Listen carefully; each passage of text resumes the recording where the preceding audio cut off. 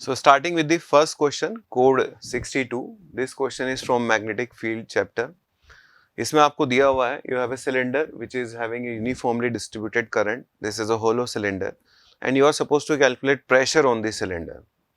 Question को मैं easy to moderate category में रखूंगा. Easy to moderate. जो बच्चे ओलंपियाड की प्रिपरेशन कर रहे हैं और जिनको लगता है उनकी फिजिक्स बाकी सब्जेक्ट से एक्स्ट्रा अच्छी है, तो उनके लिए तो ये क्वेश्चन बहुत इजी है, क्योंकि इस तरह का क्वेश्चन इरोडो में भी है. इस तरह का क्वेश्चन जनरली हर कोचिंग इंस्टीट्यूट के कंटेंट में आपको मिल जाता है, तो ये कोई नया क्वेश्चन नहीं है. लेकिन ठीक है, अच्छा क्वेश्चन है. जो बच्चे नॉर्मल जेई की तैयारी करते हैं उनके लिए ये मॉडरेट कैटेगरी में लाई करेगा. So you are given a cylinder which is having a uniformly distributed current like this,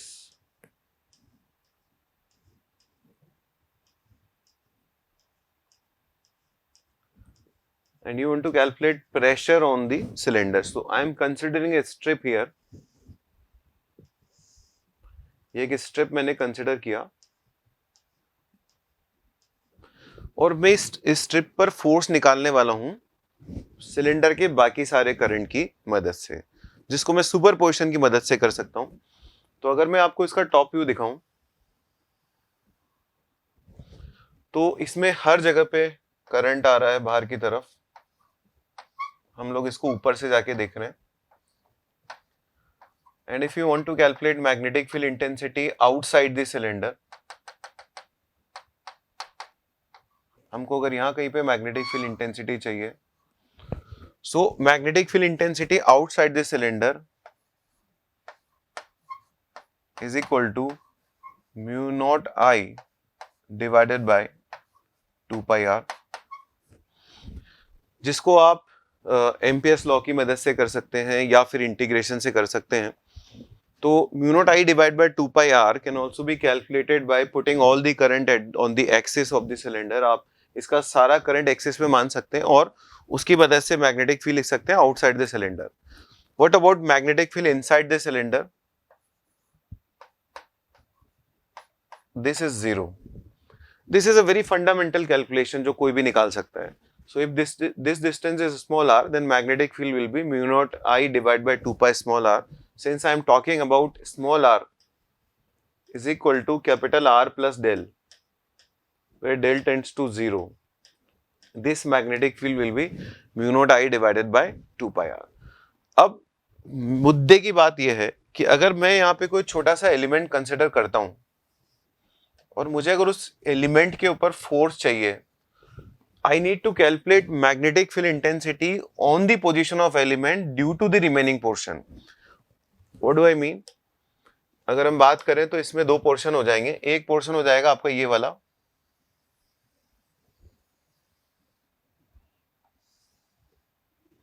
ये जो मैंने रेड कलर से मार्क किया है, अगर इस पोर्शन का मैग्नेटिक फील्ड मेरे को इस लोकेशन पे चाहिए तो मैं सुपरपोजिशन से निकाल सकता हूं. Let's say this is my second portion and this elementary portion is my first portion.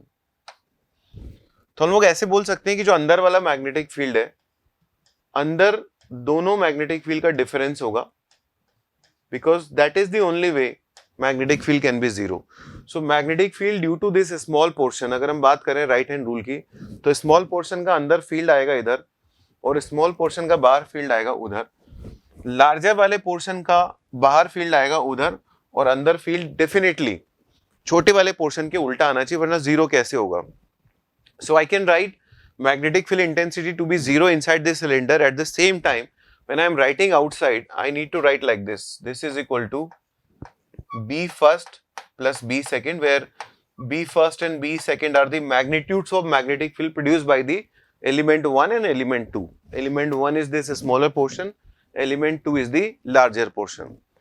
आप देख सकते हैं यहां से हम लोग ये कंक्लूड कर सकते हैं कि स्मॉलर पोर्शन और लार्जर पोर्शन दोनों का जो मैग्नेटिक फील्ड होता है वो मैग्नीट्यूड में बराबर होता है. So this will be mu naught I divide by 4 pi R. इसका मतलब किसी भी पॉइंट पर ये लार्जर वाला पोर्शन जितना मैग्नेटिक फील्ड प्रोड्यूस करता है उसका ठीक उल्टा ये छोटा वाला पोर्शन प्रोड्यूस करता है, तब जीरो होता है मैग्नेटिक फील्ड अंदर.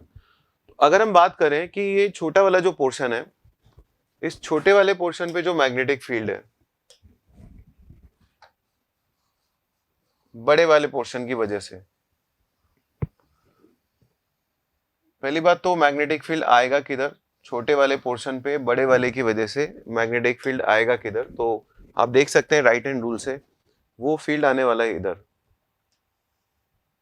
And it is mu naught I divided by 4 pi r. This is magnetic field intensity due to the larger portion at the position of smaller portion. Now magnetic field current, अगर हम बात करें force की तो इसके ऊपर force आएगा अंदर की तरफ, and if I want to calculate that elementary force dF is equal to magnetic field which is mu naught I divided by 4 pi r, बड़े वाले का छोटे वाले की पोजीशन पे, इनटू करंट, तो इसमें जो करंट आएगा वो आएगा I into D theta divided by 2 pi. वो कैसे आया, I into D theta divide by 2 pi, थोड़ा सा उसको अच्छे से लिख लेते हैं. I into D theta divide by 2 pi कैसे आया, because current is uniformly distributed in 2 pi, so if you want to calculate current for this smaller portion it will be I into d theta divided by 2 pi. Current in unit angle will be 1 upon 2 pi into I. So I by 2 pi is the current in unit angle, and for d theta angle it will be I by 2 pi into d theta. तो ये हो गया बच्चों B I. अब इसकी length अगर मान लो L है तो into L. अगर मैं आपसे पूछूं कि इस पट्टी का एरिया कितना है, तो इस पट्टी का जो एरिया होगा वो होगा R d theta into L. और अगर मैं आपसे कहूं कि मुझे प्रेशर की जरूरत है, I want to calculate pressure, तो प्रेशर के लिए मुझे DF divided by L into R D theta की जरूरत है, because this is the area. So if I want to calculate pressure on this element, this is magnetic pressure, अपना खुद का आपस में जो फोर्स है उसका प्रेशर, तो मेरे को L उधर ले जाना चाहिए, डी थीटा भी उधर ले जाना चाहिए, एक एक्स्ट्रा R भी चाहिए मुझे वहां पे. तो ये बन जाएगा mu naught into I square divided by 8 pi square into R square. Calculation एक बार चेक कर ली जाए. एल डी थीटा तो यहां से पहुंच गया, एक आर की कमी है तो मैंने एक आर इधर भी डिवाइड कर दिया, एक उधर भी कर दिया. आपके पास सारे डेटा अवेलेबल हैं. You are given total current, you are given radius which is 1/2 metres. Data बहुत अच्छे हैं, बहुत सिंपल डेटा है. आप जैसे ही इसके अंदर वैल्यू डालेंगे you will get the answer which is the correct option. Innovative question है उन बच्चों के लिए खास तौर पे जो JEE Main, JEE Advanced, NEET की तैयारी कर रहे हैं, वो इस क्वेश्चन को अपने जेई एडवांस के मॉडरेट या टफ लेवल के क्वेश्चन की फॉर्म में देख सकते हैं. Let's look at question number 2. This question is from centromass chapter. Here you are given two masses 2m and m. 2m is moving with a speed v, making an angle theta with x-axis. Figure is there on the next page. Similarly, there is a mass m which is moving with a speed 3v/2, making an angle phi with x-axis. आप figure देख लो, इस तरह की figure है. तो अगर हम इनकी वेलोसिटी के कंपोनेंट्स करें तो इसके कंपोनेंट हो जाएंगे, एक हो जाएगा v cos theta which is 4v/5, एक हो जाएगा v sin theta which is 3v/5, and this mass is 2m. Similarly दूसरे वाले की कंपोनेंट करें तो एक हो जाएगा आपका v cos phi. v cos phi मतलब हो गया, इसका वेलोसिटी एक्चुअली दे रखा 3/2 और cos phi की वैल्यू, sin phi अपने को दे रखा है, एक बार देख लेते हैं. Sin phi is 4/5, so cos phi will be 3/5. So it is 9v divided by 10, and the other component will be 6v/5. ये अपना टोटल मास है. अगर हम बात करें तो सेंट्रो मास की जो वेलोसिटी है VCOM, वो सिर्फ पॉजिटिव एक्स डायरेक्शन में है, because total linear momentum along y direction is 0.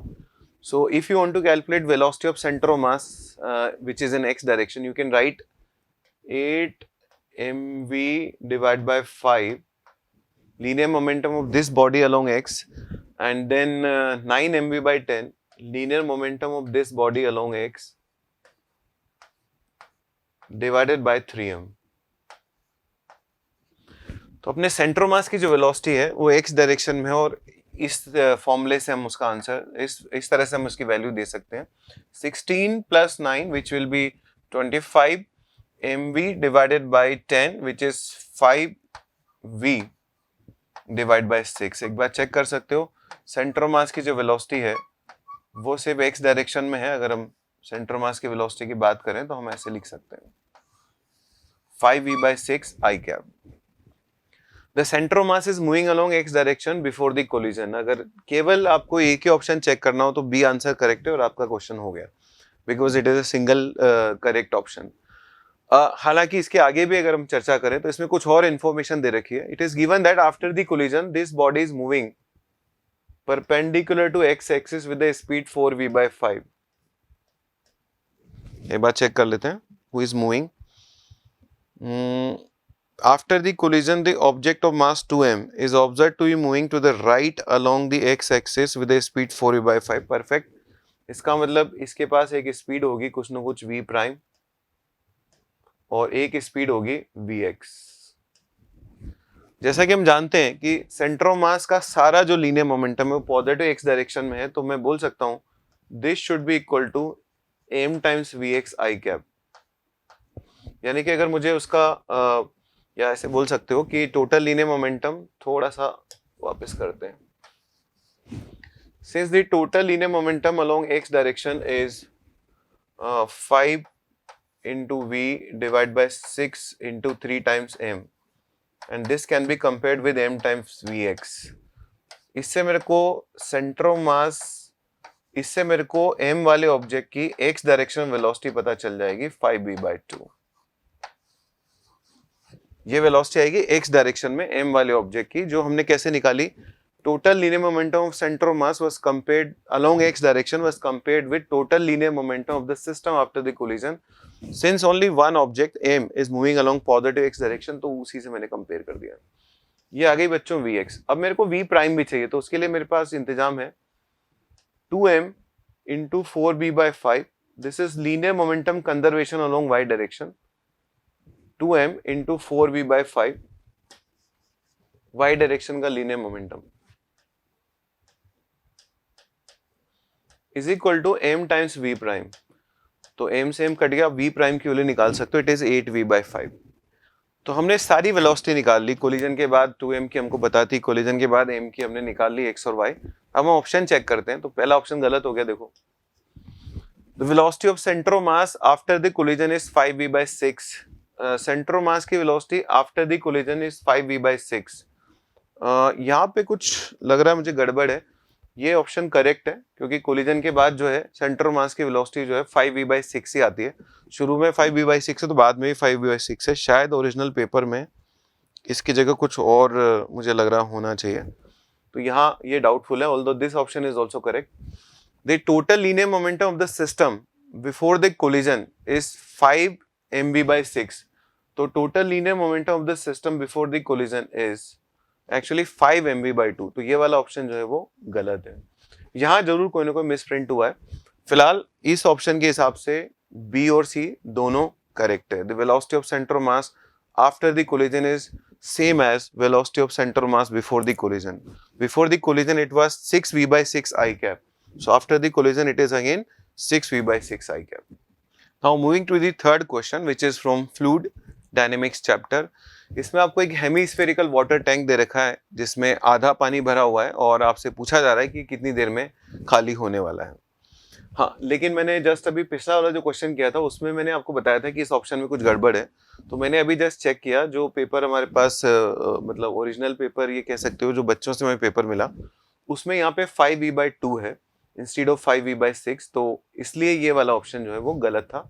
हालांकि मैंने आपको ऑलरेडी बता दिया था कि हमारे अगर ऑप्शंस देखे जाएं तो हमारे हिसाब से तो करेक्ट था, लेकिन ओरिजिनली यहाँ पे 5v/2 था. So there is only one correct option B.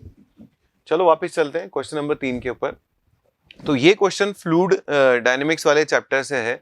आपको एक हेमीस्फेरिकल शेल के अंदर आधा लिक्विड भरा हुआ है, आधा पानी, यानी कि r/2 तक पानी भरा हुआ है, और आपको बताना है कि ये कितनी देर में खाली होने वाला है। यहाँ पर आपका लिक्विड जो है वो आधी हाइट तक भरा हुआ है, और यहाँ पर एक छोटा सा ओरिफिस है जिसमें से लिक्विड बाहर आ रहा है। It's filled like this. बढ़िया क्वेश्चन है। अगर देखा जाए तो फिजिक्स से ज्यादा इसके अंदर मैथ्स की जरूरत है। अगर आपकी मैथ्स अच्छी है, इंटीग्रेशन अच्छा है, तो आप इसको आराम से कर सकते हैं। I am assuming that this height is h. If this height is h, then I can use geometry for calculation of this radius. So at a certain moment when the height is h, the radius will be, this radius will be, I can calculate it like this. This is r minus h.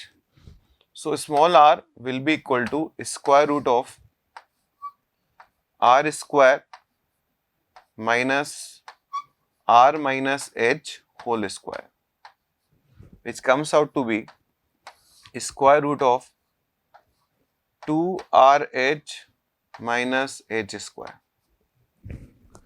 So this is the radius at a certain moment, any intermediate moment. शुरुआत में भी अगर आप radius निकालना चाहो तो h की value r/2 रख सकते हो, और लास्ट में जो रेडियस होगी, जब आप h की वैल्यू टेंडिंग टू 0 रखोगे तो radius will be tending to 0. Radius of this horizontal disc, जो ऊपर का क्रॉस सेक्शन है, उसकी रेडियस की बात कर रहा हूँ. हम लोग यहाँ पे कंटिन्यूटी थ्योरम लगा सकते हैं. हम लोग बोल सकते हैं कि अगर इसकी वेलोसिटी किसी टाइम पर, देखो हम लोग सबसे पहले तो बर्नौलीज थ्योरम लगा सकते हैं. P not plus rho g h plus half capital rho v square is equal to P not plus 0 plus half rho small v square.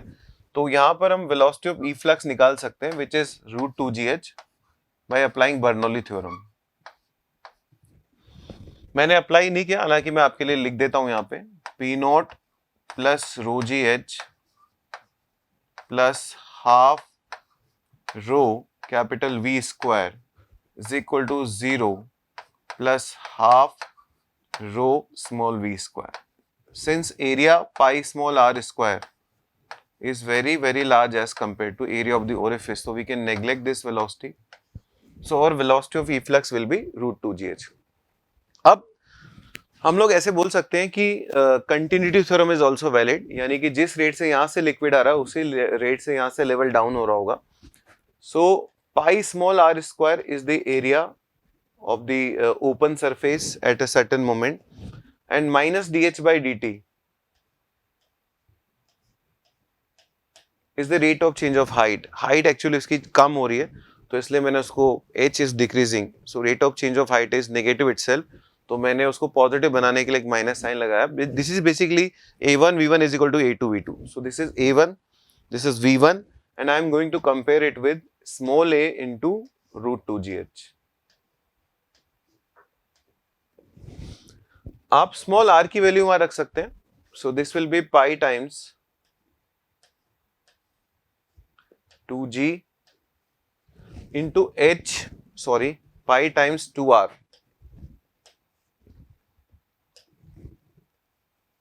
Into वहां पे h आने वाला है, लेकिन यहां से स्क्वायर रूट जाके उसको जब डिवाइड करेगा square root of h, so this will be h to the power half.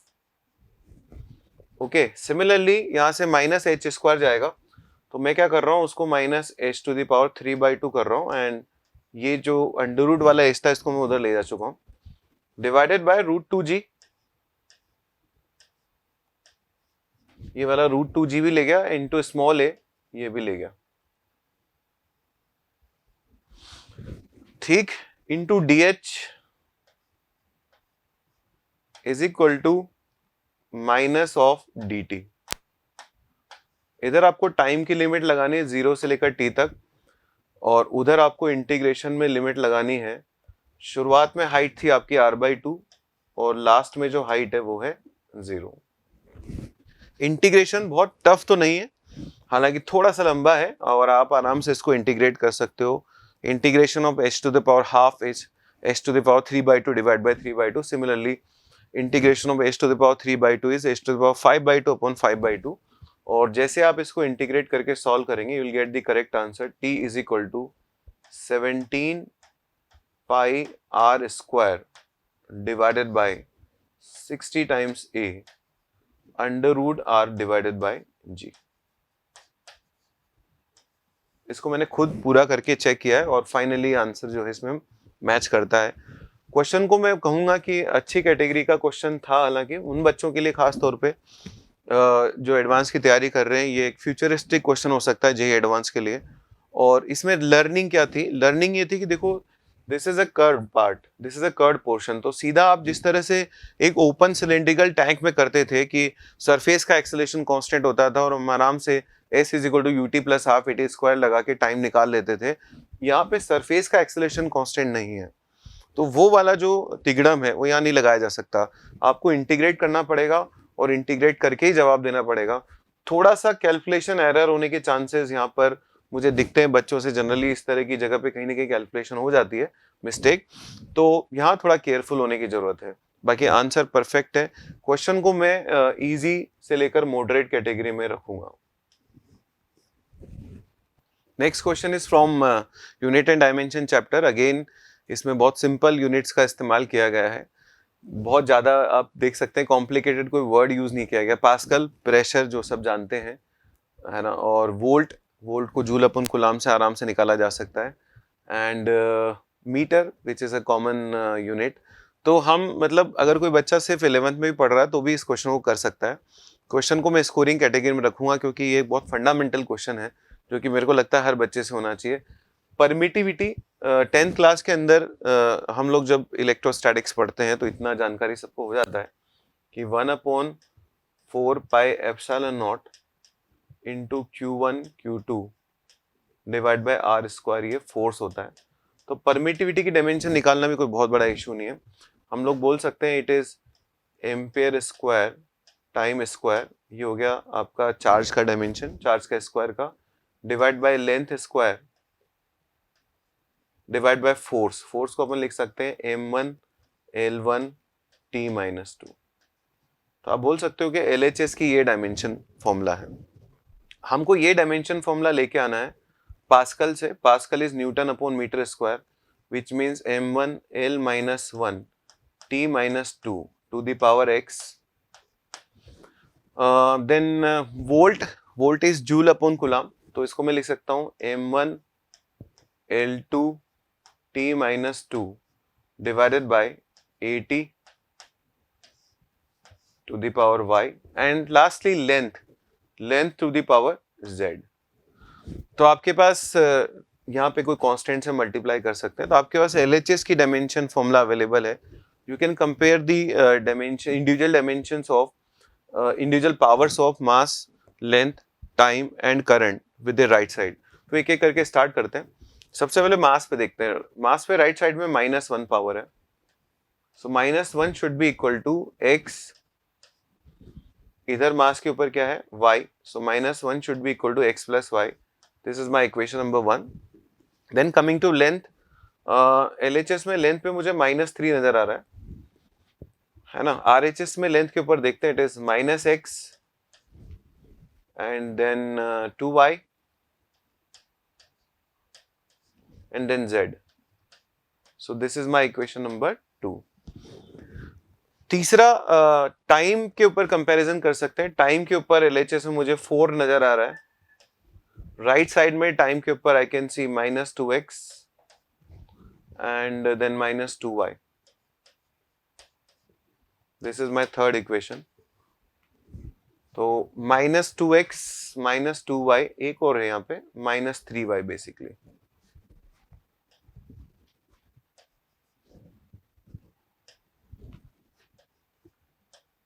I missed one time here, so this is -3y 4.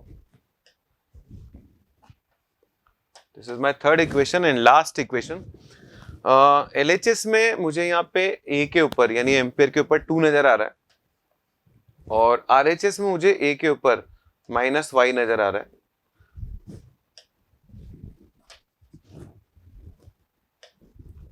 Is equal to -y। तो हमारा जो काम करने का शुरुआत है यहां से होता है। आप देख सकते हैं y की वैल्यू जो है मुझे मिल गई -2। y की वैल्यू -2 मिलने से मैं x की वैल्यू बता सकता हूँ, बिकॉज y की वैल्यू -2 अगर मैं यहाँ रखूंगा तो x की वैल्यू हो जाएगी आपकी 1, सो x इज 1, x मिल गया, y मिल गया। अब z और निकाल लेते हैं, तो 1 माइनस साइन का ये उधर जाएगा तो उसको -2 कर देगा, -4 उधर जाएगा तो z की वैल्यू आ रही है +2, z इज इक्वल टू +2। तो मेरे ख्याल से अपना पूरा फॉर्मूला रेडी हो गया। पास्कल के ऊपर 1 पावर ये रही, ठीक है, वोल्टेज के ऊपर -2 पावर ये रही, और लेंथ के ऊपर 2 पावर। तो this is the perfect answer. हालांकि इस क्वेश्चन को हम फील करके भी कर सकते थे, क्योंकि ये तीनों डायमेंशन आपस में थोड़ा सा रीअरेंज अगर आप करोगे, मतलब इतना लंबा सॉल्यूशन करने की जरूरत नहीं, अपने को दिख रहा है कि यहाँ पे मतलब आप इसको विजुलाइज करके इस तरह से सोच सकते हैं कि फाइनली आपको जो डायमेंशन लानी है वो लानी है current square into time square divided by length square into Newton. ये आपको लेकर के आना है। अब आप देख सकते हैं इसमें करंट स्क्वायर जो है वो कहां से मिलेगा आपको। करंट का स्क्वायर यदि आप ढूंढे तो करंट का जुगाड़ आपके पास सिर्फ यहां पे है, इसका मतलब, और ये इसमें करंट नीचे आता है, इसका मतलब कहीं ना कहीं आपको वोल्टेज का स्क्वायर चाहिए, वो भी डिनोमिनेटर में। तो वोल्टेज का स्क्वायर डिनोमिनेटर में जो है, हालांकि इन तीनों में आ रहा है। अब आगे बढ़ो, वोल्टेज का स्क्वायर सोचो डिनोमिनेटर में होगा तो आपको क्या मिलेगा। आप देखो वोल्टेज जो होता है वो होता है जूल अपॉन कूलम, यानी कि newton square metre square upon A square T square. Just मैं आपको आइडिया दे रहा हूं कि हम किस तरह से इस क्वेश्चन को कर सकते थे। अब देखो यहां पर मेरे को डिनोमिनेटर में 1 न्यूटन चाहिए एलएचएस में, जबकि राइट साइड में कितने बार न्यूटन आएगा, 2 बार। इसका मतलब मुझे कोई ऐसे फिजिकल क्वांटिटी से मल्टीप्लाई करना पड़ेगा जो न्यूमरेटर में होगा और उसमें न्यूमरेटर में 1 न्यूटन आता होगा। तो आप देख सकते हैं न्यूटन स्क्वायर है, तो अगर मैं यहाँ पास्कल से मल्टीप्लाई कर दूं which is newton upon metre, तो 1 न्यूटन से 1 न्यूटन कैंसिल हो जाएगा, मेरा ये न्यूटन वाला हिसाब किताब तो पूरा हो गया। करंट के स्क्वायर वाला हिसाब किताब भी मेरा पूरा हो गया, है ना। तो हमारे पास एक ऑप्शन तो ये बच गया, pressure into voltage to the power -2, दूसरा ही बच गया। यानी कि हमने अपना जो एक तरह से क्राइटेरिया था, अगर रिवर्स इंजीनियरिंग करके हम देखें तो रिड्यूस कर लिया 50% पे। अब हमें सिर्फ लेंथ की डायमेंशन मैच करनी है, क्योंकि आप आराम से देख सकते हो यहाँ पे 3 बार लेंथ की मीटर में डायमेंशन है, वहां पे 2 बार है। इसका मतलब आपको इस तरह से जुगाड़ करना है कि आपके पास टोटल 3 बार लेंथ की डायमेंशन, यानी कि आपके पास वहां पर 2 बार है। एक सेकेंड, कहीं गड़बड़ हो गई, newton metre square, newton upon metre देख लेते हैं, into length to the power 2। एक बार चेक करते हैं कहाँ गड़बड़ होगी। Pascal is newton upon, yes यहाँ गड़बड़ हो गई थी, pascal is newton upon metre square, so it is perfect. यहाँ पे 4 बार लेंथ है, वहां पे 2 बार लेंथ है, तो अगर अपन 2 बार लेंथ और मल्टीप्लाई कर दें तो अपना LHS RHS सेट हो सकता है। तो जस्ट अगर कोई बच्चा चाहे तो थोड़ा सा अल्टरनेट मेथड से थोड़ा सा दिमाग लगा करके, थोड़ा सा फिजिकल क्वांटिटीज के साथ प्ले करके भी इसको निकाल सकता है। बट यस, जो सबसे कॉमन और जो सबसे सिंपल और सिस्टमेटिक मेथड है वो ये ऑलरेडी मैं आपको बता चुका हूँ। इससे अगर आप करोगे तो एरर होने के चांसेस बिल्कुल ना के बराबर होंगे। Our next question is from sound waves chapter, and I'll keep this question in very easy category. This question is based on Doppler effect. हालांकि उसकी बहुत कम information की आपको जरूरत है, कोई फॉर्मूला आपको लगाना नहीं है, and simple distance calculation, distance और टाइम का जो कैलकुलेशन है उससे आप इस क्वेश्चन को कर सकते हो। तो आपके पास you have a cycle wheel, language बहुत लंबी चौड़ी है, पढ़ने में भी थोड़ी अजीब सी लगती है बच्चों को, लेकिन है बहुत simple. So you have a cycle wheel of mass capital M, radius r, fitted with a siren. There is no use of mass m and radius r at all, and at a point on its circumference is mounted with its place vertical on a horizontal axis 3 feet above the ground. इस 3 feet का कहीं कोई use नहीं था, ठीक है। यहाँ पर बस एक इंफॉर्मेशन का यूज था कि वो जो ऑब्जर्वर था वो ऑब्जर्वर 100 मीटर की डिस्टेंस पर है। तो ये डिस्टेंस हमारे लिए सिग्निफिकेंट डिस्टेंस है, क्योंकि यहां से यहां तक जाने में साउंड को कुछ टाइम लगेगा। So you have an observer here. Observer का जो डिस्टेंस है वो इतना ज्यादा है as compare to size of wheel कि हम उसको ऐसे मान सकते हैं कि ऑब्जर्वर और व्हील लगभग एक ही लेवल पे है, और जिस मोमेंट पर t इक्वल टू 0 पे ऑब्जर्वर ने ऑब्जर्व करना स्टार्ट किया, उस मोमेंट पर वो जो सायरन था वो ऑब्जर्वर के नियरेस्ट वाले पार्ट पे था and it was going down. आपसे पूछा जा रहा है कि पहली बार वो जो ऑब्जर्वर है वो हाई पिच साउंड कब सुनेगा। तो देखो बच्चों, पहली बार वो हाई पिच साउंड तब सुनेगा जब टॉप मोस्ट पॉइंट पर सायरन होगा और ऑब्जर्वर की तरफ v स्पीड से चल रहा होगा। अगर ये डिस्टेंस कंपेरेबल होती तो मैं ऑब्जर्वर को यहाँ कहीं मानता और कोई ना कोई एंगल पे जाकर के वो जो टाइम होता हुआ आता, हालांकि वो 3t/4 से लेकर t के बीच में ही कहीं ना कहीं आता, लेकिन क्योंकि ये व्हील बहुत छोटा है तो हम मान सकते हैं कि ये जिस मोमेंट पे टॉप मोस्ट पॉइंट पे होगा उस टाइम पर जब साउंड ये छोड़ रहा होगा, तो उस टाइम की जब साउंड ऑब्जर्वर के पास पहुंचेगी तो that will be having highest pitch. तो इस मोमेंट का अगर हम पता करें तो पहली बात तो यहां से यहां तक जाने में जो टाइम लगेगा that will be 3 times t/4। फिर साउंड को यहां से लेकर 100 मीटर जाने में जो टाइम लगेगा that will be 100 divide by speed of sound. Time period की वैल्यू आपको दे रखी है, ओमेगा आपको पता है, तो टाइम पीरियड आप निकाल सकते हो 3/4 multiply by 2π/t, 2π/ओमेगा। 3/4 into 2π/omega, omega is given to it is pi, 100 divided by c, this is approximately 1/3। इसका मतलब आपका आंसर आएगा 1.5 plus approximately 0.3333, so the best possible answer will be 1.8, और ये आपका करेक्ट आंसर हो गया बी। तो ये था question number 5। Now coming to question number 6. On a right angle transparent triangular prism ABC, when a ray of light is incident on face AB parallel to hypotenuse BC, it emerges out of the prism grazing along the surface AC. If instead the ray is made incident on face AC parallel to the hypotenuse CB, it gets totally reflected on face AB. The refractive index mu of the material of the prism is। ये ठीक ठाक question है, मतलब इसमें manipulation या कह सकते हो कैलकुलेशन थोड़ी सी अच्छी है, और थोड़ा सा अपने को कंसंट्रेट करके भी काम करना पड़ता है कि कौन से डेटा का कहाँ यूज करना है। इस क्वेश्चन को करते समय ये जो लोअर लिमिट निकालनी थी इसमें थोड़ा सा हम लोगों को टाइम लगा, थोड़ा सोचना पड़ा कि उसको किस तरह से निकाला जाए, लेकिन यस जो सॉल्यूशंस मैं आपको बताने वाला हूँ मुझे पूरी उम्मीद है कि वो आपको एकदम क्लियर हो जाएगा, क्योंकि हम लोग ऑलरेडी इस क्वेश्चन पे हार्ड वर्क कर चुके हैं। So let's say this angle is theta, this is A, this is B and this is C.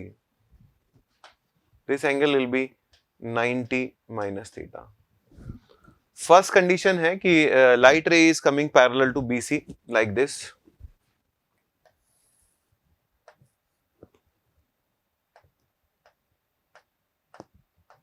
यहां जाने के बाद उसका रिफ्रैक्शन होता है, रिफ्रैक्शन होने के बाद सेकेंड वाली सरफेस पे जब वो लाइट जाती है तो वहां पर वो ग्रेज करते हुए निकल जाती है, means this angle is 90 and this angle is C and this angle is 90 minus C and this angle is obviously 90 minus theta. एक एंगल आपको पता है अगर ये थीटा है तो ये भी थीटा होगा, तो वो क्या होगा 90 minus थीटा। पहली सिचुएशन तो ये है कि 90 minus C should be less than C। Why 90 minus C should be less than C? Because यहाँ पर रिफ्रैक्शन हो रहा है, और रिफ्रैक्शन हो रहा है इसका मतलब ये जो एंगल ऑफ रिफ्रैक्शन है ये C से छोटा होना जरूरी है। इससे हमें एक कंडीशन मिलेगी 45 is less than C, sin 45 is less than sin C which is 1/n, so n should be less than √2। बहुत सारे बच्चों ने हो सकता है कि यहीं से आंसर लगा दिया हो, क्योंकि n लेस देन √2 जो है ना ए के ऑप्शन में आ रहा है। तो अगर मान लो किसी को ये बात पहले पकड़ में आ जाती है, और जो कि आनी भी चाहिए, तो वो क्वेश्चन वहीं खत्म कर दिया उस बच्चे ने और आंसर लगा दिया और आगे बढ़ गया। लेकिन अगर आपको लोअर लिमिट चाहिए तो उसके लिए दूसरी साइड से अपन एंट्री करवाते हैं। तो मैं एक बार फिर से डायग्राम बनाता हूं आपके लिए।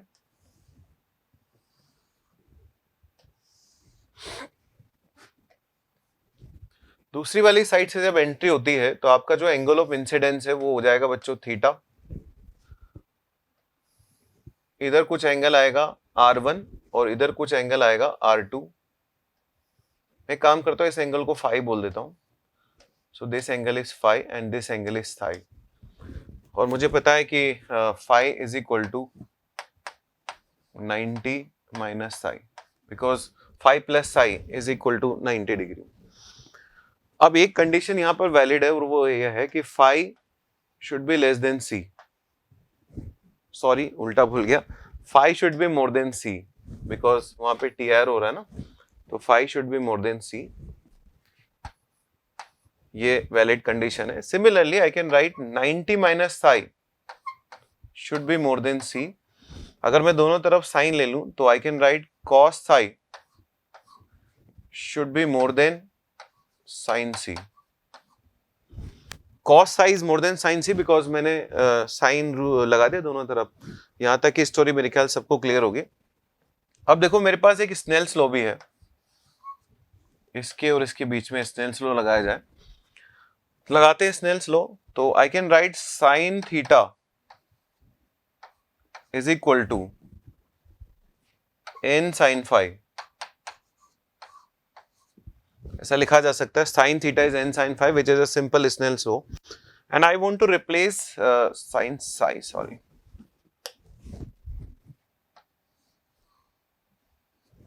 Sign theta is n sine Sai,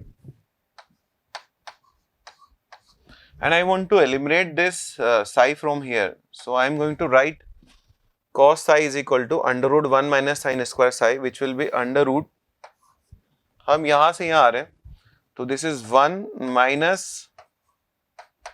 sin square theta divided by n square should be more than 1 upon n. हमारी गणित यहां तक पहुंच गई। अब मुझे थोड़ा सा स्पेस चाहिए, तो मैं थोड़ा सा यहाँ पे रब करूंगा। आप एक बार फर्स्ट वाला जो पोर्शन है जहां मैंने n की वैल्यू लेस देन √2 प्रूव करी थी, एक बार उसको ध्यान से देख लो, और आप चाहो तो उसको नोट भी कर सकते हो, जो बच्चे नोट्स बना रहे होंगे। तो अब मैं इसको मिटाने जा रहा हूँ so that I have a proper space, but yes I need equation. एक इक्वेशन की मुझे जरूरत पड़ेगी। यहाँ पे स्नेल्स लॉ लगने वाला है, वो स्नेल्स लॉ मैं यहाँ लिख देता हूँ। 1 cos theta is equal to, दोनों तरफ जब स्नेल्स लॉ लगेगा तो n sin 90 minus theta which is 1 cos sin 90 minus theta which is 1 cos theta is equal to n sin 90 minus c which is n cos c। ये Snell's law मुझे काम आएगा because ये theta और ये theta both are related, so if I want to eliminate theta from here I can definitely use this value। और ये एक परफेक्ट वैल्यू है जो हमने यूज करी है, निकाली है एक तरह से from the given condition.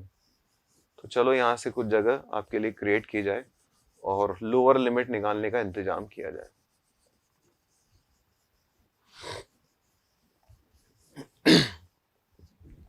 Okay, सो पहले तो एक काम करते हैं, दोनों तरफ स्क्वायर कर लेते हैं, एन को भी उधर ले चलते हैं। So this will be n square minus sine square theta should be more than 1। Square भी कर दिया। अब मैं साइन स्क्वायर थीटा की वैल्यू यहां से लाना चाहता हूं। कॉस थीटा की वैल्यू मेरे को पता है, it is under root, cos C को लिख सकता हूं under root 1 minus sine square C. So this will be under root n square minus 1। आप चाहे तो चेक कर सकते हैं। कॉस सी को लिख सकता हूं under root 1 minus sine square C. अब मैं क्या करने वाला हूं, देखिए, n square minus sine square theta की वैल्यू डाल रहा हूं। It is 1 minus cos square theta which means 1 minus n square plus 1 should be more than 1। आप देखते हैं कि क्या बन गया। So it is 2n square more than 3, so n should be more than √3/2।